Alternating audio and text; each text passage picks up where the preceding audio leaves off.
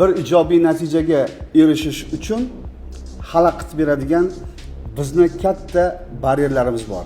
Sizda ham, menda ham bor. Tan olish kerak. Bu asossiz qo'rquvlar. Agar bu mavzu qiziq bo'lsa, videoni o'tkazib yubormang, oxirigacha ko'ramiz.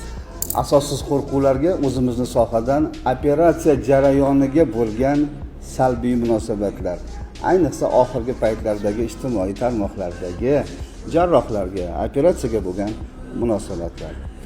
Lekin operatsiya jarayonidagi hayot uchun bo'lishi mumkin bo'lgan xatar siz, men avtomobil boshqarib ketayotgan xatardan ancha kam.